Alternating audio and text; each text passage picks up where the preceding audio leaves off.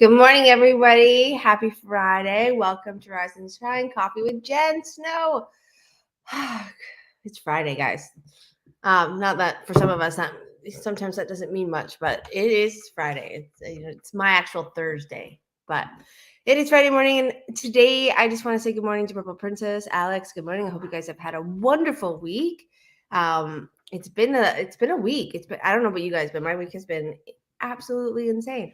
I was like literally trying to get this done in 2 minutes because I have been on the coast and things have been crazy. But I also have horse chores in the morning. I'm like out there doing them. I'm having breakfast with my horse, and I'm like, I gotta go. I gotta go right now because I totally lost track of time. And I don't daylight savings. I gotta tell you, it has just put me like that hour behind, and this has never happened to me. Where it's just I feel like I'm constantly running this week. It's insane. Yeah, it's I'm done. Daylight savings could stop now because I don't know about you guys, but I got that exhaustion on Monday. It wasn't Sunday. I was pretty good, but Monday I was like, and then it was just like everything went. Good morning, Diane. Welcome to the show. So, yeah, just weird. I never had that happen. Have you guys had that happen? Because do you guys notice things like that happening when the daylight savings either jumps ahead or goes, oh, well, we're jumping ahead now, like spring ahead. But yeah, this time it just really messed with my entire week. Like the flow of my week, the timing of my week was totally off. I'm never usually a guy who's late. Like I'm usually early, and I'm like calling clients. I'm like, yeah, I'm like an hour behind. Like, just don't come quite yet. And yeah, I hate that feeling. I hate that feeling of being late. You know, when you're raised and you're always like drilled into your head. It's the programming. I know that you need to be on time, and you're only on time if you're 15 minutes early. You're not on time if you're actually there on time. Yeah, that mantra runs through my head. So this week is just gone.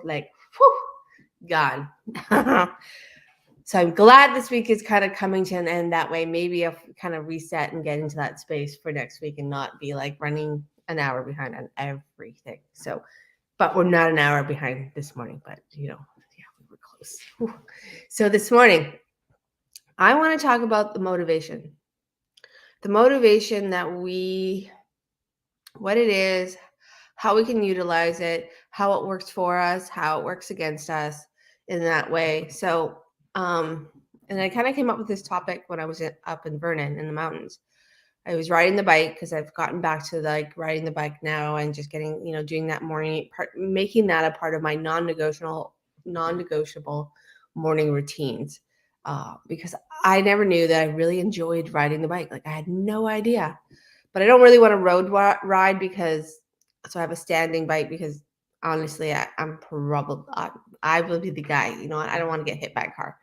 And I'm not saying every driver's a bad driver, but I, see more people struggle around bicycles than anything on the road. And so I just don't want to be that guy. So I bought a stand. I borrowed a stand actually from my girlfriend. She lent it to me to see if I even would enjoy it.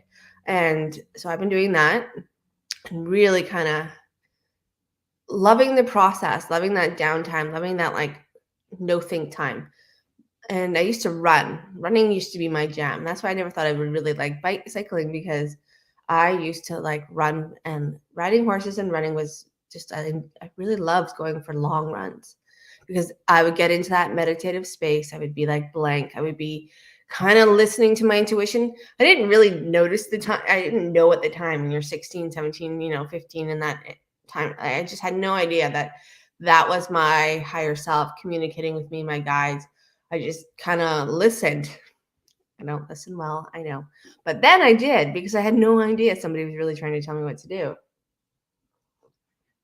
And see, coffee. And I would just get into that place. So I would just keep running, and I would keep running, and I would go a lot longer, not because I ever planned to or thought I was cool, was trying to be cool, but it was just because I would get to that place where that run I know would be at its end because the conversation would be changing. The conversation would be becoming more heady. So I would turn around and head home because as soon as I got into that space, running wasn't as fluid. It wasn't as easy. It was kind of like, okay, I'm getting tired now. It's time to. So once I started to think consciously, then I was like, okay, shut her down.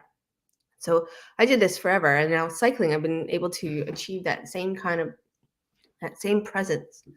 But the other day when I was riding, I was asking myself, because I've gone through my morning statements. I do that before I even get out of bed. But what's my motivation behind this cycling? And I realized that motivation had changed quite a bit from what my motivation always was to, and this will sound vain, and I own it, is that, being in a bikini, I wanted to look great. Being at the lake or the beach, I wanted to look amazing in my bikini. Not for me though. Like, just so I wasn't the person that people would whisper about. And I struggled with like loving my body for most of my life. Most of my life, I was the chubby person in my head. In high school stuff, I wasn't the chubby person at all because I played so many sports. It was impossible to be chubby. But I always saw myself as a chubby person. So I was constantly berating myself. And I had some experiences when I was younger where my family members, they would make comments about my weight because I was chubby in elementary school. And they would, some of them wouldn't treat me so great. And I didn't understand, like, at the time, I wasn't like thinking, I wasn't really relating it to like being chubby.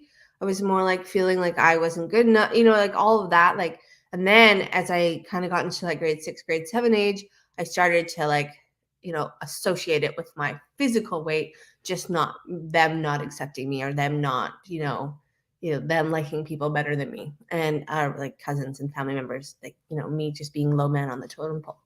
And that really started to, I really got into this battle with myself. And that battle was my struggle. I struggled with weight after high school. I struggled, I was able to get, be that person, quote unquote, that I wanted to be in my early mid 20s. Because I worked at a barn and I did, work, there was 55 stalls, and you're humming the whole time. So I got really in shape. But when I got sick, I actually got really skinny because I couldn't eat, and to the point where I couldn't sit in a chair.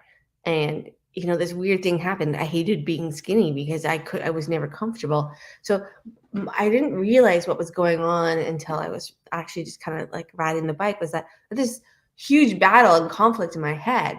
I was trying to motivate myself to look good in a bikini these past years, to be my inspiration, keep pushing myself. When I had this other idea in my head that, being skinny was actually painful. Could be. So that's the long, like, kind of, well, the short story of all of that. And so I was sitting there, I'm like, okay, so what's my motivation now? Like, why are you riding the bike?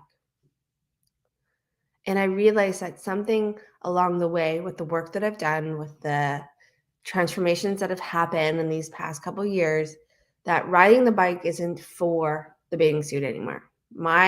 I found my core value when it came to my motivation. And finally, I was able to get, like, I've gotten to a place where I love my body, whatever shape it is. I actually do love it, and I'm appreciated for it, and I'm grateful for it, because to be here on this earth in this body, and to be able to and do what I do and hold the energy that I hold, this body's magnificent. And I've had that mindset change for the last little while, like more than a little while.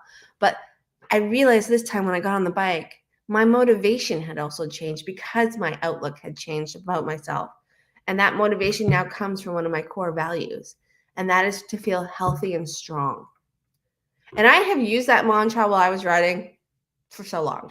But finally now I feel it. Finally now I know, like, it's got some different energy around it. So the reason I wanted to talk about motivation this morning is because when you think about motivating yourself, whether that be getting on the bike or going for a walk or reading your book or doing your non-negotiable morning routine, or taking a break halfway through the day, or learning to meditate, or learning a new skill, learning to knit or crochet or sew or golf or play soccer, whatever it is that you are bringing into your life to enrich and fill your cup, when you embark on that journey and that experience, Give yourself a moment to ask yourself, what's motivating me?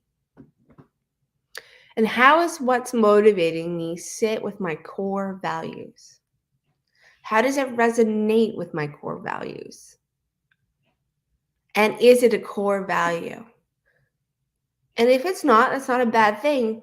But where could you line that up with one of your core values so that when the ride gets hard or the new skill doesn't come as fast as you wanted it to, or your day gets busy or family things happen and your week is exploding and you've got to be somewhere else, where can you kind of put that exercise, that new part of you, and line it up with your core value? That might not be your only motivation, but how can you connect that to one of your core values so that when things get scary, and when things get wild and crazy, that it's not just a habit that you formed or an action that you have imprinted upon you, but now it's a part of your your core value. And and so it's like, when we negotiate things in our day, we're like, oh, I don't have time for that today. Well, it's not one of those things that you negotiate. It's one of those things that you always have time for based on your routine with it. And that will help you be successful with it. That is one of the things that, I don't know, I've never talked about it. I never even thought about it. And I'm sure other people talk about it and I'm just behind the times, but, it helps it stick. If you want something to stick, connecting it in that core value category will help it be not just something that's out. It's no longer outside of you. It's no longer out here. It's not the thing you do out here. It's the thing that you're doing for in here and inside that internal landscape. And when it's a part of your internal landscape, it's just your day will negotiate that as if it's a part of your day, no matter what's going on. There'll be days where you're like, I really can't today, but tomorrow you're like done, and you won't get off track. You won't slide all the way where it's been 7 months since you did something, you did it. And you're like, oh my God, it's been 7 months. And then you kind of like, oh, should I even bother? It just changes that whole coaching conversation that you have with yourself, that internal conversation that you have. And it just really opens up that opportunity for it to be your, if it's once a week or twice a week or every day, depending on what it is. But it really gives it a place in that foundational space. And that's where we want to make these transformation things that we do, or the things that fill our cup, like that meditation. We want it to be in our foundation. We don't want it to be outside of us, because when it's outside of us, we can push it aside. There can be our conscious mind can come up with a reason why not. It's really easy, actually. Oh, I got 10 clients today. I don't have time. Or, I got to go to the grocery store today. So we start to get out of that. We lose that connection to that motivation that is a part of our foundation and our core. And so we give it permission to slip. We give ourselves permission to slip. And if you want to slip, that's totally fine. I'm not saying don't do it. I mean, maybe some weeks it doesn't work, and that's okay. You have to know your lifestyle. You have to know you, and you have to build these little exercises, these little parts of your day that line up with you, because that's the most important part. And it can't be forced, guys. That's the other thing. The moment we start forcing things is the moment that we start making it harder and harder and harder and harder on ourselves. And all those experiences that we had where, we started something and we stopped something, and we started something and we started something, that pattern begins to implement on this new exercise and this new tool, this new technique that we're bringing into our lives, or one that we're reviving because you're like, you know what, it's time. I'm going to learn how to crochet or knit, and I'm going to start knitting scarves and blankets because I want to. And that I want to is your first step. But then you got to figure out, where's your motivation? What does that look like? What does it feel like? Where does it sit in your foundation? Is it a part of your foundation? Does it line up with a core value? Is it connected to that core value? And these are like these little questions that you can ask, because sometimes those answers are going to tell you, as the days get tough, whether or not this is going to stay and be, or if it's going to be one of those fleeting things that, you may do for a month or 2 or 3 or 4, and then all of a sudden, the weather changes, so you don't want to do it anymore. Like walking outside. I'm a total fair weather walker. I like walking in the rain, but walking in the snow and the ice, I'm not so much. So, I came out with a different plan. I'll ride inside and kind of, incorporate. And that's another thing. I adapted my exercise routine to that so that I wasn't going to give myself that out. And that was the other thing, because I know I will give myself that out. I know it. It's 100%. It's happened a million times. And that's the other thing is becoming self-aware. What are your outs? What are the things that you capitalize on as your outs? And how do they sit with you? How do they work with you? How do you work with them?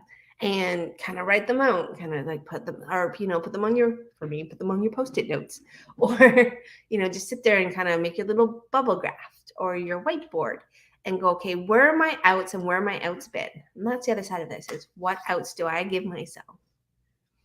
Mine is totally the cold. I worked outside in the cold for years before I got into clinical hypnotherapy, and the wet, like all seasons. And yeah, I was like, I don't like the cold anymore.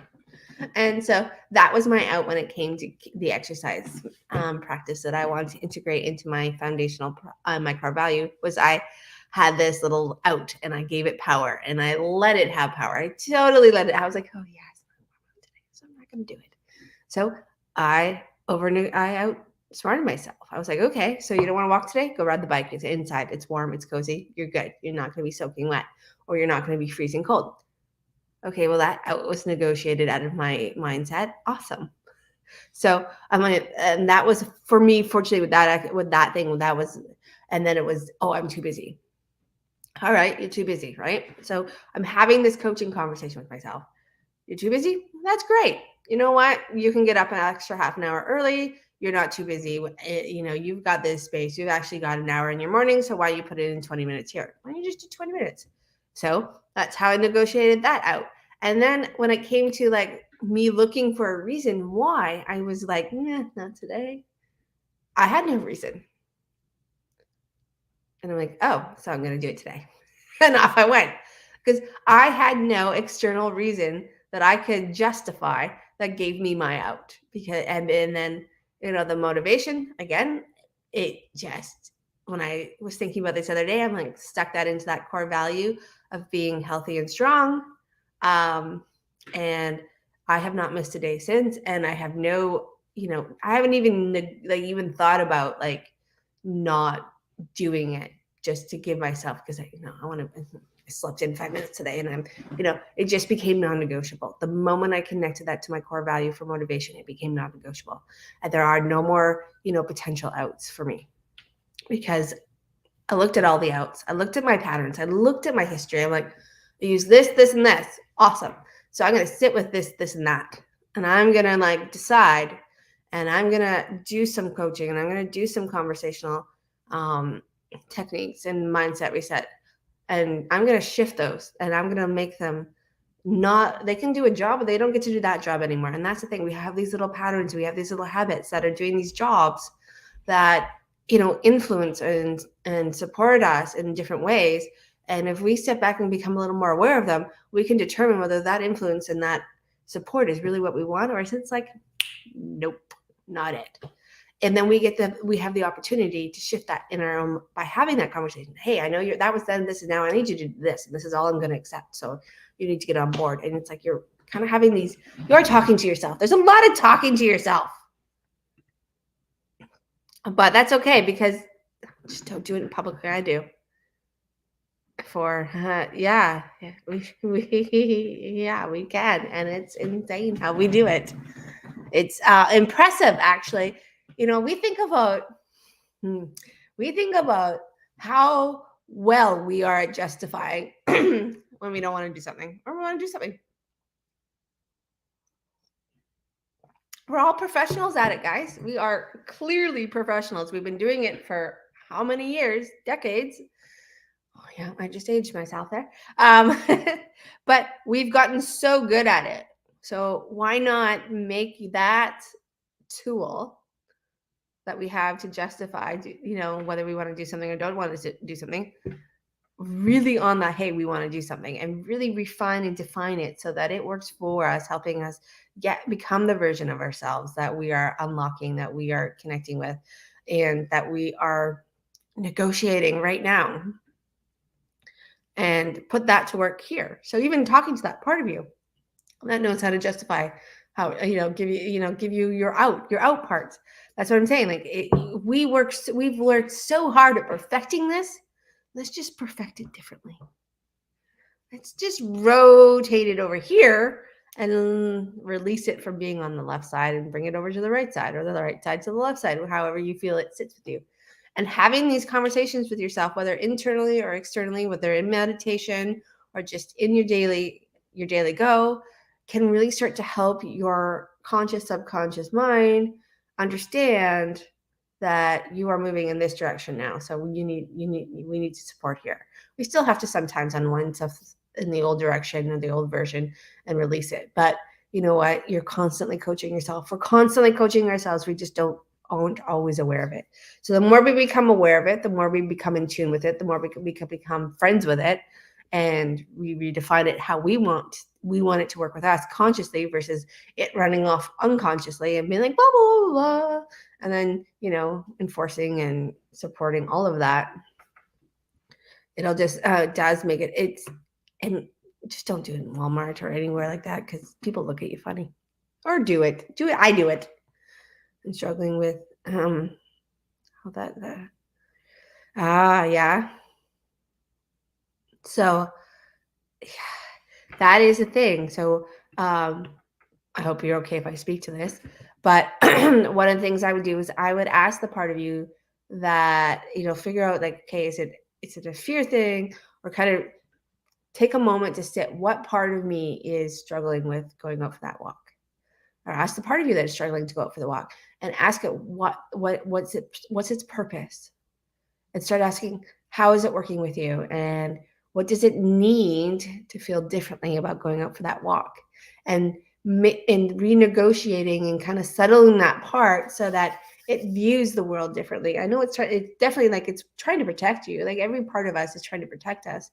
Some parts get a little confused or they get a little stuck, and we have to kind of have these conversations. So one way in hypnosis, it's called parts therapy, where we call out the part of you that feels or that is, blah, blah, blah, blah.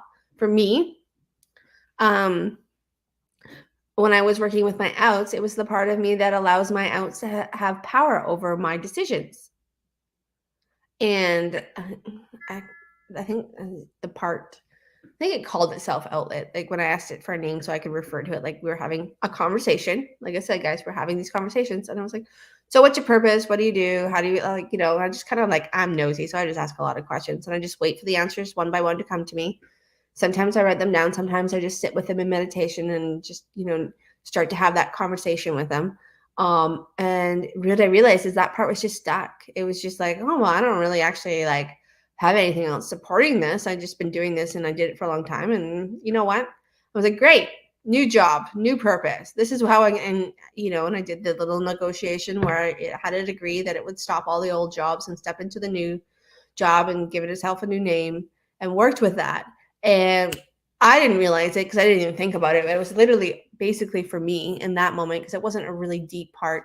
Overnight, it was just good. We're on task now. And we're all in alignment. We're all in agreement. And I got nothing creating any conflict.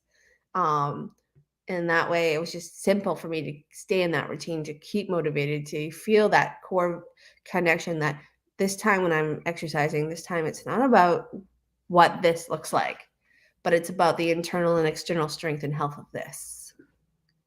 And whatever that ends up looking like in a bikini, awesome. High five.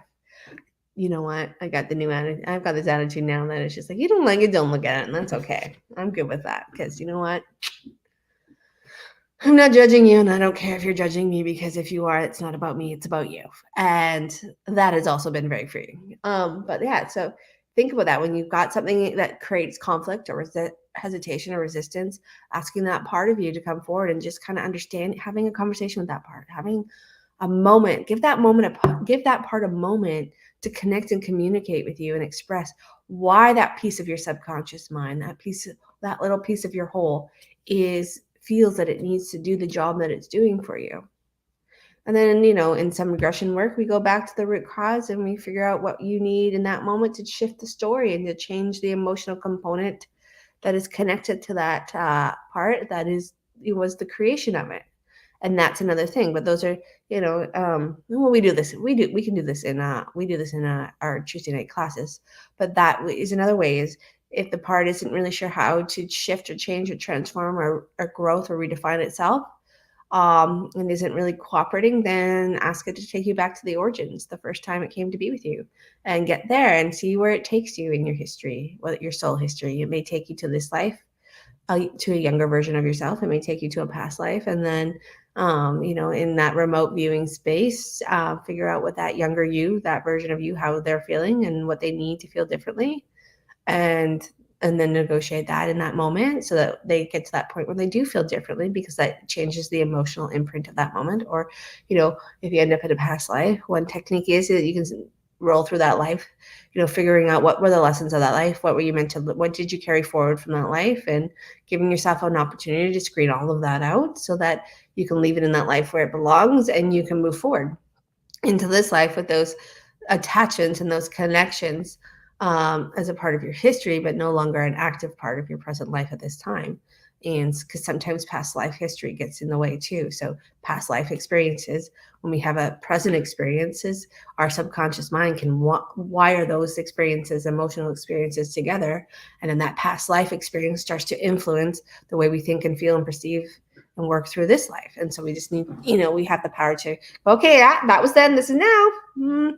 That is not the same time, and that's not what's you know what I mean? And we unwind that, but that also unwinds the impact of the emotions of that life that are influencing you, or pushing you, or supporting you, or non-supporting you, depending on how you look at it in this life, or being active where you're like, I don't even know why I feel I don't know why I'm afraid of spiders.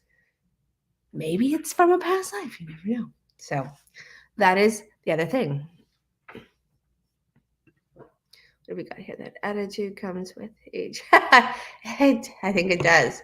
I had this attitude when I was like, I did have it for a while when I was in high school and I was younger. And then I just, had some experiences that I totally allowed them to shape how I looked at myself. And I knew back then I shouldn't. Yeah. So it's just done with that. Just done with that worry, because, there's a million other things we can worry about in this world. And that is not one of them for me. And I know if it is for somebody, I'm not saying it shouldn't be, but for me, I want to be happy with my body. And when you get sick and you go through these healing crises, you really learn the capacity of your body. And, I had to get over the failure of it. Like, I was really mad at my body for a long time for becoming a diabetic, going into kidney failure, having neuropathy, and doing everything that I went through. I was so mad. And I actually had to heal that part of me, because I think that was like one of the biggest components that kept me in that loop of pain and suffering, was the fact that I was just angry at my human body. And once I kind of shifted that became a big eye-opening moment for me, where I was like, oh my God, I have been allowing other people's impressions of my physical body to resonate and be absorbed into my body. So my body, my organs, all of that's hearing that, but I accepted it. And then I repeated it over and over again. And so that's why I always talk about your conversation, your coaching conversation, is how important it is, because when we're unconscious of it, sometimes it's not always the best conversation. Doesn't mean that we don't have to we can't, I'm not telling you not to have conversations that are, intense and but don't let that be your everyday conversation. Get it out, let it roll off your back, let it be released, and move on and change the conversation. But when the conversation is over and over, day after day, moment after moment, like how much you dislike your body, how much it fails you, blah, blah, blah, your body is going to be defined by that. It's going to be reshaped by that. It's going to function in that space and that vibration and that energy.